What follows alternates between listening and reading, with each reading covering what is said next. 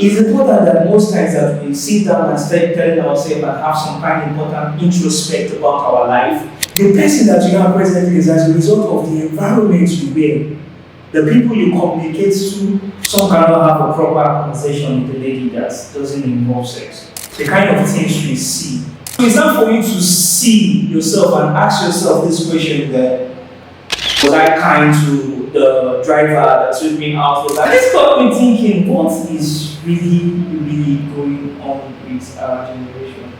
There's a lot that I think we need to do.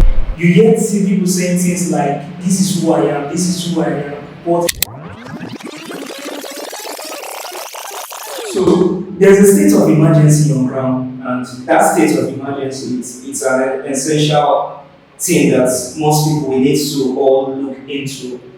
And that state of emergency is the fact that presently we are losing so much of our men.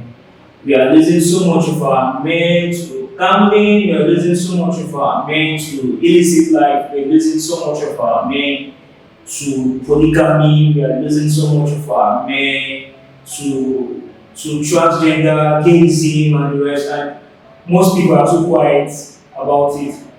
And I feel it's something of emergency that instead of us keep saying men are scum, men are this, is for us to finally realize that men are actually under attack. And when I say under attack, I mean serious attack. Like serious attack. So let me put the statistic this way. From 100%, inside 100% of men, let's say 30% are in prison. Like practically they are on jail time. Then let me now say the remaining 30% are mad. And when I say mad, I don't mean someone physically looking mad, but this thing, I mean like mad. The remaining percent of men are already broken, they're already heartbroken, and they're already rejected. Inside this whole percent of what I'm saying, it's just 10% of men that really own up to responsibility. And if we keep complaining about the last generation, I think definitely our own generation will be worse than this generation that we're talking about. Like, Apostle used to say that if you don't heal, you're going to bleed on the next generation. And it is very scary because most men you see now are not trying to own up to responsibility, are not responsibility, trying to own up to development. You yet see people saying things like, this is who I am, but are not ready to change exactly if the person that you are presently is a negative feeling. Like they don't want to. They just feel like, okay, that this is who I am, nobody can change me, this, that, and the rest like that. And one truth about it is that who you are presently is as a result of the environment you grew up from. I don't know if you get it. It's as a result of the environment you grew up from. And this is what I'm saying. Like, I grew up in a place called Nasara in Kaduna, and Nasara is just more like Nazareth. When people say nothing good comes out from Nazareth. So in Nasara, we see, like, if you're in Nasara, you don't smoke, you don't drink, maybe you've not gotten a lady pregnant, they'll feel like, okay, maybe you're not from the side or stuff like that. But I have to take the personal decisions to say that, man, this life, this is what I actually want from life. That the fact that I am from here doesn't mean that I should be like people from here. So, and over time, over the last 3 decades, I noticed that that's actually affected the way I see people, the way the decision making I made. Like sometimes I make decisions and I go back to make retrospect and I keep thinking that, wait, are you the one that just made this decision? Are you the one that just take this thing? So it now became a battle of the mind and an intentional something for me to transfigure from where I was before to be where exactly I'm seeing now, where I am going.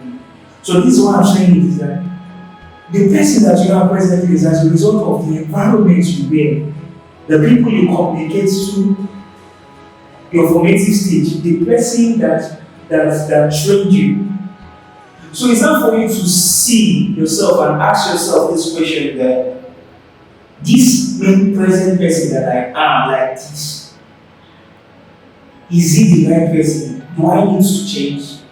It's important that most times that we sit down and start telling ourselves and have some kind of important introspect about our life, where when we go out for work and we come back, we sit down to meditate if the way our life is presently, like if what we did today is something that makes sense, if let's say if glorified God, if he added humanity, if he impacted life, was I kind to somebody? Was I kind to the driver that took me out? Was I kind to the boat guy? Was I kind to the gatesman? Was I kind to the cleaner that I meet in my office? Was I kind to every single person that I meet? How does my attitude, what's my attitude now? What does people say about my attitude and other stuff? And those are some of all those things that most people don't want to take, should I say, they don't want to take as an intentional something. And the main reason why I am more concerned about this matter is as a result of most of my female friends, they are developing themselves, they are waiting. But I keep thinking that are men developing themselves the same way these people are developing themselves? And that is the main reason why you see, when you say successful men, they tend not to see a man that is going to suit with the level in which they are. And I don't know why.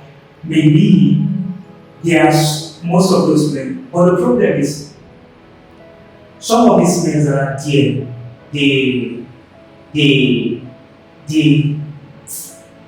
I'm trying to say some of them are not trained. Some of them are not trained. You will see some cannot have a proper conversation with the lady that doesn't involve sex. And I don't know why. And the painful part of it presently is that you even see a lady and a lady feel like you are not a man because you have never obliged or maybe asked or maybe sexual act, should I say, attempt. And this got me thinking, what is really going on with our generation? Like, what is really real? The kind of podcast we listen to, the kind of words we hear, the kind of conversation we have, the kind of things we see has actually affected the mind of so many that they don't understand what it is to set boundaries, what it is to respect the next gender, what it is to respect people they see, what it is to talk kindly, what it is to not see people finish, especially when someone gets close to you and you see that person as,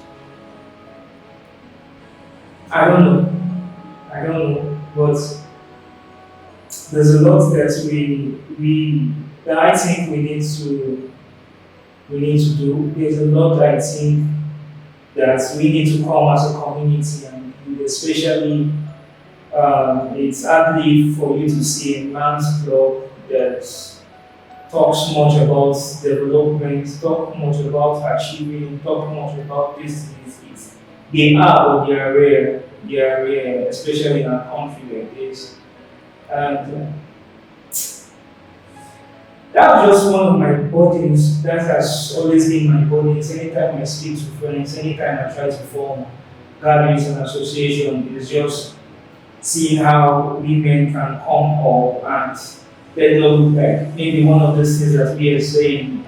We are just saying it because we are saying it, or we are just saying it to feel too special or something like that. But it isn't. It's just a burden. It's just a deep burden. It's just a deep burden. Like, if I start pointing out most of my burdens, they are too much, and they are too many. Too much and too many. But I think this is just what I just have to say for them. But furthermore, you will hear me speak more about this thing, and I hope you sit down and listen, sit down and listen.